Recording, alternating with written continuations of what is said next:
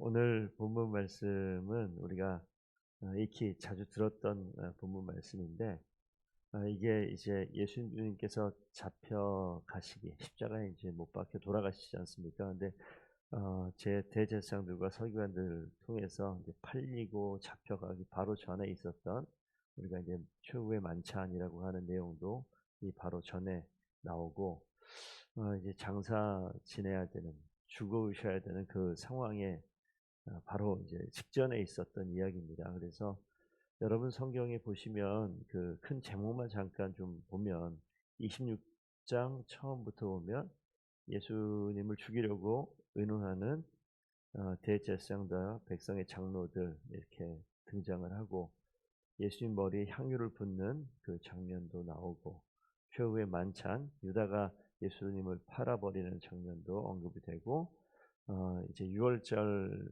날 이제 예수님께서 제자들과 마지막 만찬하시는 그 장면이 나오고, 그 장면 가운데 오늘 읽은 본문은 뭐냐면 예수님께서 이 제자들을 향해서 너희가 다 나를 이제 버릴 것이다, 이런 이야기가 나오는 장면이에요. 그래서 오늘 이 본문을 보면서 예수님을 3년 가까이 따라다녔던 제자들이잖아요. 가장 가까이 있었던 사람들.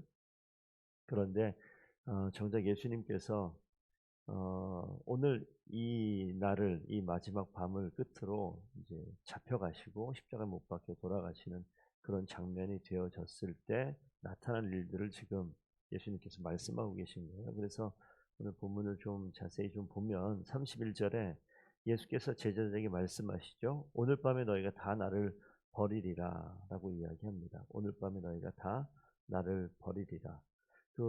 거기 보시면 나를 버리리라라고 써 있는데, 거기 숫자가 써 있는 성경이 있어요. 나를 버리리라 앞에 숫자 있습니까? 거기 자세하게 조그만 글씨로, 예, 그 밑에 보면은 어, 성경 맨 밑에 따라가면 나를 인하여 실족하리라 이렇게 써 있기도 할 겁니다.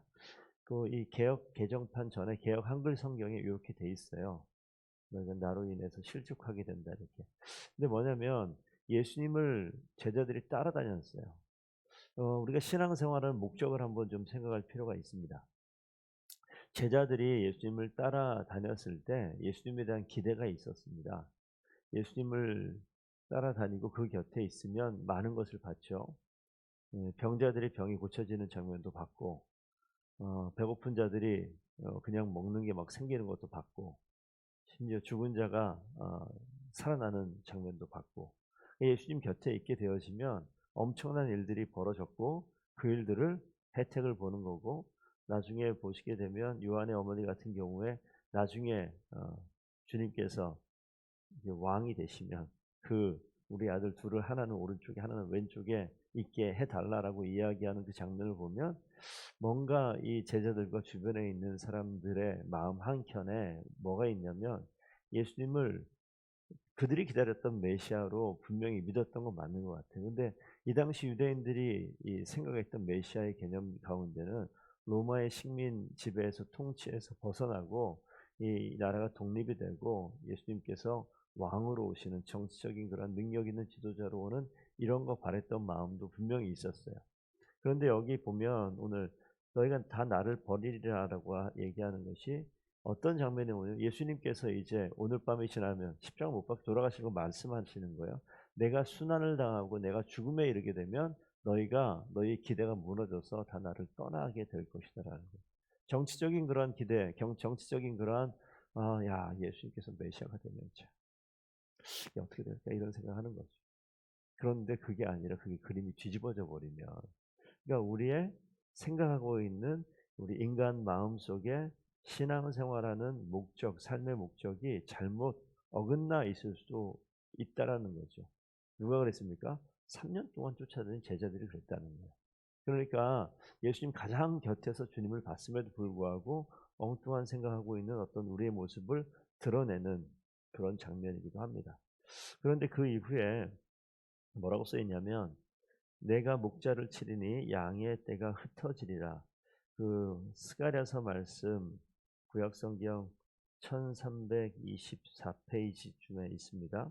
스가랴 13장 7절 거기를 한번 좀 표시를 해 놓으세요. 이따 다시 한번 볼게요.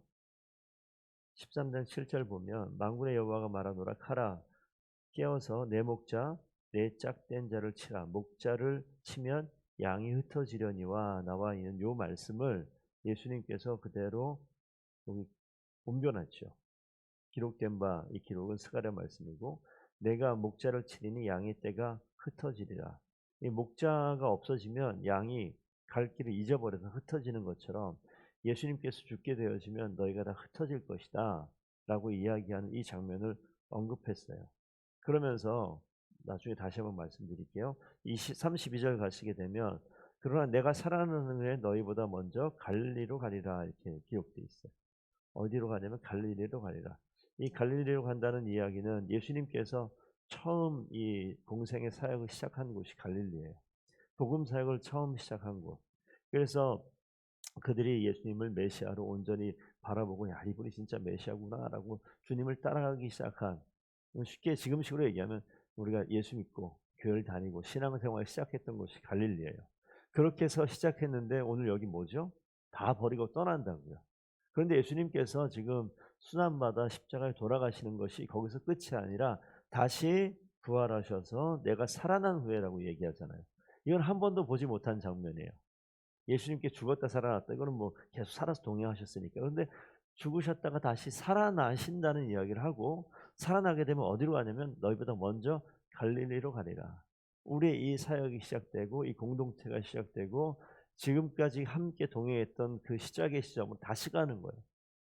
그래서 이 만남의 이 모습을 다시 한번 새롭게 만드신다는 거죠. 새로운 삶으로 인도하는 그 자리로 가신다 그러는데 뭐라고 써 있습니까? 먼저 가리라. 목자가 없으면 양이 흩어졌는데 목자는 뭐 하냐면 먼저 앞서가는 거예요. 그럼 양이 따라옵니다. 그래서 죽으신 이후에 다시 살아나서 다시 우리 인생의 진정한 목자가 되셔서 우리를 인도해 가시고 우리는 그걸 따라갈 수 있는 새로운 진짜 삶을 살아가는 거죠. 이게 정말 그런 것이 제자들이 다 흩어졌다가 예수님 죽고 나시고 부활하신 이후에 그다음에 예수님께서 같이 있지 않아요. 떠나가시는데 그다음부터 어떻게 변하냐? 진짜 제자들이 예수님 없고 나니까 나중에 보십시오. 이 제자들이 진짜 어떤 삶을 사느냐? 오늘 복음서에 예수님이 살았던 모습처럼 살아요. 그래서 우리 신앙생활할 때 두 가지 모습이 있는 것 같아요. 어떤 모습이냐면 첫 번째, 예수 믿는다고 교회 다닌다고 신앙생활 한다고 하는 그런 모습이 있는데 한번 업그레이드 되는 게 있어요. 변화되는 게 있어요. 이 타이밍에 정말 주님께서 우리 인생 가운데 부활하신 주님으로 찾아오신 이후에는 우리의 인생이 어떻게 바뀌냐면 진짜 예수님처럼 바뀌어요. 진짜 내 가운데 예수님이 살아 역사하시는 삶을 살아내는 그러한 진짜 제대로 바뀌는 모습이 있습니다. 그런데 오늘 이 본문 가운데 주님이 살아나셔서 먼저 갈릴리로 가리라. 주님이 살아나셔서 진짜 우리 인생의 목자가 되셔서 우리 이끌어 가시는 그러한 일들을 선포하시죠. 우리가 오늘 고난 주간에 우리가 하나 기억해야 될 것은 신앙생활을 하는 모습은 겉모습으로 보면 다 똑같아요. 주일날 교회 오고 예배 시간 참석하고 성경을 펴서 보기도 하고 그런데 진짜 신앙생활이 시작되려면 부활하신 예수 그리스도가 내 안에 오셔서 이걸 좀 은유적으로 표현하면 뭐냐면 우리가 진짜 우리의 삶의 모습이 예수 그리스도 십자가와 함께 죽어야 돼요. 예전의 모습이 죽고 진짜 새로운 모습으로 살아나는 진짜 그래서 내 가운데 내 인생의 주인이 더 이상 내가 아니라 예수 그리스도 그분이 내 인생의 진짜 주인이 되어서 그 주인의 뜻대로 살아가는 것 이게 진짜 변화되는 거거든요. 우리가 여기서 결혼하신 분들이니까 결혼해서 부부로 살면 삶에 영향을 미치는 한 사람이 생겨버려요. 그죠? 혼자 싱글로 살 때는 내가 뭐 여행 가고 싶으면 여행 가고 먹고 싶으면 먹고 뭐 일하고 하고 싶은 거 내가 혼자 다 할 수 있는데 결혼을 딱 하게 되면 내가 하고 싶은 거 막 하게 되면 걸리적거리는 게 하나 생겨요. 그죠? 내가 뭘 하려고 하면 옆에 있는 게 불편한 거예요. 뭐 놀고 싶은데 놀지 못할 때도 있고요. 어디 뭐 그냥 쉬고 싶은데 쉬지 못할 때도 있고요. 왜냐하면 함께 그래서 우리가 부부가 한 몸이라고 얘기하는 거 있잖아요. 그래서 이 사람이 나에게 도움이 되기도 하고 나에게 걸림돌이 되기도 하고 그런데 한번 이렇게 표현해 볼게요. 이 옆에 있는 내 배우자가 내 인생에 나보다 더 소중한 사람처럼 여기고 이 사람이 나의 주인이 되어져 버리면 상황이 달라져요. 어떻게 되냐면 이 사람이 주인이니까 옆에가 주인이야. 그러면 어떻게 가야 되냐면 주인의 뜻에 맞게 가는 거예요. 그러면 부딪힐 일은 없어요. "내가 종이에요?" 이렇게 얘기할 수 있는데 아니 지금 이 상황을 보라고요. 우리가 주인이 따로 있다고 하면 내가 이거 하고 싶어도 먼저 물어보는 게 맞는 거예요. 물어봐서 주인이 "어 그래 좋아." 그러면 기쁨으로 함께 가는 거예요. 그러면 주인이잖아. 주인이면 뭐 합니까? 주인이 책임져야 될 거 아니에요. 여행을 가는데 돈을 누가 내야 돼요?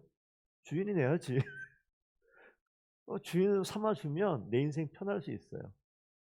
이게 무슨 얘기냐면 내 인생의 진짜 주인 되어지면 그 주님의 뜻이 무엇인지 먼저 찾는 게 당연히 필요하고 그 뜻 가운데 순종하는 게 필요하고 순종하게 되어질 때 주님께서 목자가 돼서 우리 인생을 인도해 가는 거예요.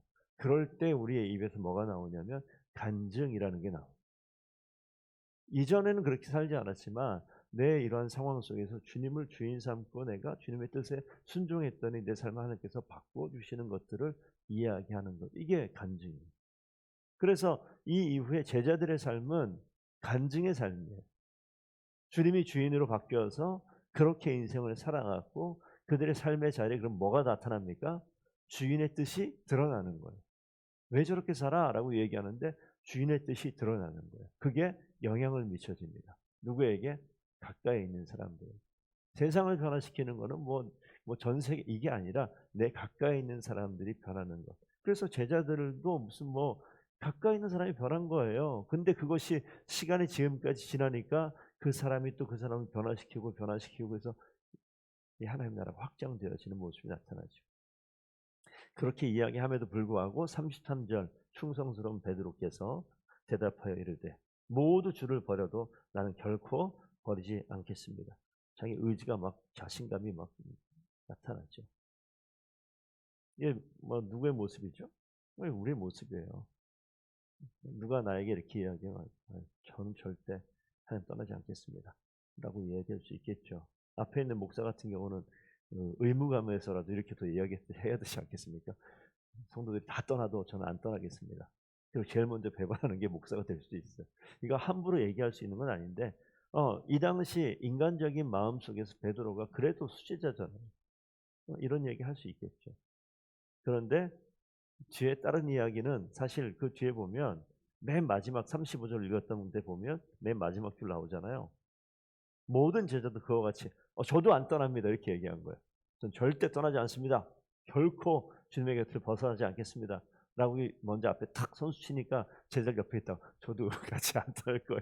이렇게 이야기하는 장면이 지금 나오는 거예요. 근데 그 뒤에 배반하는 장면에 제자들의 이야기는 하지는 않아요. 베드로만 딱 들어 가지고 닭이 울기 전에 3번 부인하는 거 아주 자세하게 쭉 이야기한 건데 베드로가 대표로 지금 혼난하는 것처럼 기록되어 있지만 나머지 제자 똑같은 거죠.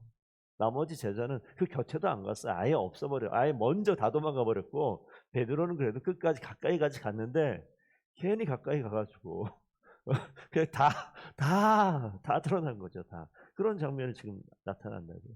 이게 베드로의 모습이냐? 아니면 우리의 모습이라고요. 내 의지를 가지고 신앙생활하는 거 이거 아니에요. 내 의지를 가지고 뭔가 할 수 있을 것 같다. 인간의 약함이 반드시 무너진다라는 것을 오늘 성경을 통해서 기록하고 있어요. 우리는 그런 존재입니다. 반드시 무너질 수밖에 없어요. 그래서 내 의지를 의지하는 것이 아니라 하나님의 뜻을 의지할 때 이 어려움을 극복해 나갈 수 있는 것을 기억하셔야 됩니다. 그래서 우리는 일상을 살면서 항상 하나님을 의지하지 않으면 100% 넘어질 수밖에 없어요. 3년 쫓아다닌 수제자가 이렇게 넘어지는 판에 우리가 뭐인들 우리가 뭐라고 안 넘어지겠습니까? 항상 우리 연약하고 항상 주님의 도우심이 필요한 존재라는 것을 늘 기억하게 되면 매일매일 우리에게 새날을 허락하시잖아요. 어제 죽은 듯 주무셨죠. 몇 시간을 잤는지 모르겠지만 정신없이 잤는데 딱 일어나니까 또 새로운 날이 시작됐어요. 일어나기 정말 힘들었죠. 예, 정말 힘드셨을 거예요. 그런데 지금은 좀 잠이 깨니까 뭔가 다 할 수 있을 것처럼 느껴지는데 한 2 시쯤 되면 이제 또 갑자기 시체처럼 변하는 그런 모습이 매일매일 새날을 주시는데 이 새날 가운데 우리가 어떻게 삽니까? 주님 의지하지 않으면 우리는 어제 그렇게 살았던 거 후회해도 오늘 또 후회할 일을 하는 것이 우리의 모습이에요. 그래서 이 베드로가 그 예로 등장을 합니다. 근데 오늘 예수님께서 뭐라고 말씀하십니까? 그렇게 의지를 가지고 뭐 결코 버리지 않겠다라고 얘기하는데 34절에 구체적으로 정말 내가 진실로 너에게 이르노니 그러니까 예수님께서 성경에 이 말씀에 복음서에 내가 진실로 진실로 너에게 이르노니 이런 표현 나오잖아요. 이건 뭐냐면 그다음 밑줄 그어야 돼. 강조하는 말이에요. 아, 이게 진짜 중요한 말씀 하시는구나. 이 말 할 때 항상 이렇게 나와요. 진실로 진실로 너에게 이르노니. 반복해서 강조할 때 얘기하는 겁니다. 그러니까 뒤에 오늘 밤 닭 울기 전에 내가 3번 나를 부인하리. 정확하게 딱 이야기하는데 진짜 이 베드로가 3번 부인하죠. 아, 이 자기를 부인해야 되는데 주님을 부인하는 장면. 뭐 때문에 그렇습니까? 두려웠어요. 베드로가. 두 가지가 다 맞아요. 충성스럽게는 주님 따르겠다라는 마음도 베드로 마음 맞아요. 그런데 옆에서 그 예수와 같이 있었던 사람 아니에요? 딱 그러니까 그 말 한마디에 확 두려움이 다가오는 거예요. 그래서 그냥 그 순간 아니요. 아주 나쁜 놈 아니고 두려움하고 오게 되면 우리는 순간적으로 거짓말을 해놓고 뒤에 돌아가서 아씨 왜 그랬지? 이런 거 있잖아요. 저도 많이 해봤는데 안 그래요? 그런 거 있어요. 이게 지금 그런 거예요. 여기서 내가 지금 어떻게 해야 될까? 근심이 쌓이고 그러면 그때 무너져 버려요. 이게 사람의 모습이에요. 아, 오늘 고린도 후서 8장 9절 한번 보겠습니다. 고린도 후서 8장 9절.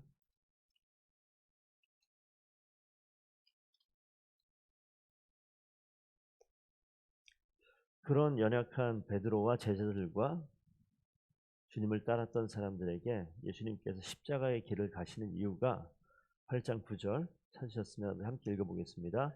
우리 주 예수 그리스도의 은혜를 너희가 알거니와 부유하신 이로써 너희를 위하여 가난하게 되심은 그의 가난함으로 말미암아 너희를 부유하게 하려 하심이라.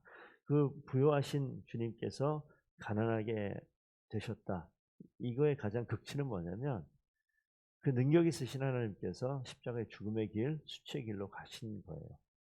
부여하신 그분께서 안 가셔도 되는 그분께서 그 제일 밑바닥으로 가신 이유는 우리에게 없는 것, 생명 주시기 위해서 그 반대되는 죽음의 길로 가신 거예요. 그러니까 십자가의 길을 가심으로써 이 땅에 있는 저와 우리 성도님들에게 진짜 생명을 주시기 위해서 가난한 자리, 낮은 자리, 죽음의 자리, 수치의 자리로 가셨어요. 우리가 이 고난 주간에 그거 기억해 보는 겁니다. 하나님께서 하나님이신 예수 그리스도가 왜 그냥 능력으로 사시면 될 것 같은데 왜 이 길로 가느냐? 이 선택, 이 죽음의 길이 아니고서는 살릴 방법이 없어요, 우리를. 그래서 목자 되신 그분께서 죽음의 길을 선택해 가십니다. 그리고 우리에게 생명을 주시기 위해서. 그래서 우리가 생명을 얻게 되잖아요. 이 베드로가 그 12 제자들이 생명을 얻은 자들이었습니다. 그리고 그 길 살아가야 되는데 이 시작이 뭐냐면 주님께서 부요하신 그분께서 가난해지면 그의 가난함으로 인하여서 우리가 부요하게 다시 이야기하면 죽음에 있는 우리를 진짜 생명 주시기 위해서 그 길을 가셨다는 거예요. 그래서 오늘 아까 맨 처음 읽었던 스가랴서 13장 이 마지막으로 보면서 말씀 맺겠습니다. 스가랴 13장 아까 폈었던 말씀 다시 한번 좀 펼까요? 스가랴서 13장 7절 말씀 보시게 되면 펴셨으면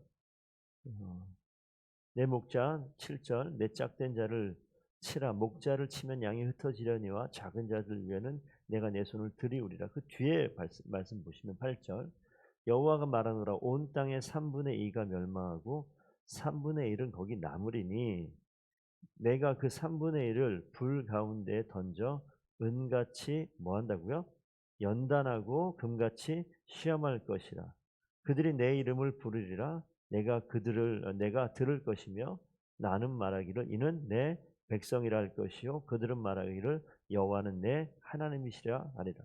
여기에서 흩어져 버렸는데 흩어져 가지고 끝나는 게 아니에요. 이 과정을 통해서 다시 아까 그 예수님께서 말씀하신 거를 이 뒤에까지 이야기하면 뭐냐면 너희가 흩어지리라. 왜요? 주님께서 순환당하는 과정을 통해 흩어지리라. 근데 흩어서 끝나는 게 아니라 주님이 아까 뭐라고 그랬죠? 가난하여짐은 우리를 부유하게 하기 위해서 가난해졌다. 그러니까 주님께서 십자가에 죽으심은 우리를 살리시기 위해서 죽으신 거예요. 그래서 흩어졌지만 이 흩어짐은 베드로와 12 제자가 흩어져 있는데 그냥 끝장난 게 아니에요. 주님 부활하신 이후에 이들이 다시 갈릴리로 모여서 부활 승천하신 이후에 이들이 어떻게 됩니까? 여기 나와 있는 표현으로 하면 주님께서 3분의 1은 거기 남는다 그래요. 남아있는 자들을 통해서 연단하고 시험해서 어떻게 합니까? 진짜 내 백성 만드시는 거예요. 그래서 우리의 입술로 여호와는 내 하나님이시다라고 이야기하는 정금같이 새롭게 되어져 있는 진짜 하나님의 사람들 그리스도인 제자로 만드시는 거예요. 십자가의 은혜로 이런 고백이 나오는 거예요. 생명 주셨기 때문에. 그래서 우리가 오늘 이 시간에 기억해야 될 것은 주님이 우리의 생명 주신 주님의 은혜를 반드시 기억하는 그리스도의 사람들 되기를 축복드립니다. 그래서 그 은혜를 붙들고 주님께서 우리의 연약함을 아시고 이걸 책망하시는 것이 아니라 우리를 어떻게 합니까? 시험하고 연단해서 정금같이 나오게 하셔서 우리 입술로 여호와는 내 하나님입니다. 예수 그리스도는 나의 구세주십니다. 라고 고백하는 믿음의 백성으로 이 땅 가운데 세우시는 거예요. 그래서 우리가 살게 되는 거죠. 그래서 진짜 그리스도인은요. 주님을 주인 삼고 예수 그리스도 주인 삼고 항상 주님 의지하고 가는 거예요. 그런 인생을 살아가십시오. 그래서 신앙생활 잘하시는 분은 가정이 온전해져요. 정말 행복해집니다. 왜? 그 패턴을 그대로 가지고 오면 되거든요. 집안에. 그래서 예수님께서 말씀하시잖아요. 아내와 남편에게 아내들이여 남편에게 복종하라 그래요. 복종하라. 주인 삼고 그렇게 패턴으로 가라고요. 복종. 네. 그러면 이제 뭐 하라고요? 복종하라. 뭐 하라고요? 남편은 아내를 사랑하라. 어떻게? 죽기까지 목숨 내놓고 사랑하라. 그럼 그렇게 되는 가정이 어떻게 깨지겠냐고. 어떻게 내 목숨보다 더 귀한 목숨이니까 한마디 하면 목숨처럼 여기고 이게 이제 신앙생활의 패턴이 그런 거예요. 예수님께서 우리에게 주시는 말씀이 그렇다고요. 그러니까 우리가 그렇게 사는 거죠. 하나님을 진짜 복종하는데 우리가 무슨 뭐 그냥 그런 노예 이런 게 아니라 그분이 그럴만 하신 분이에요. 우리를 위해서 죽으셨으니 목숨 내놓으신 분인데 평생 인생 걸만 하잖아요.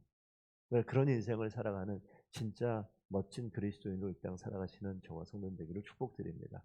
고난의 예수 그리스도가 우리의 주인 되십니다. 함께 기도하겠습니다. 아버지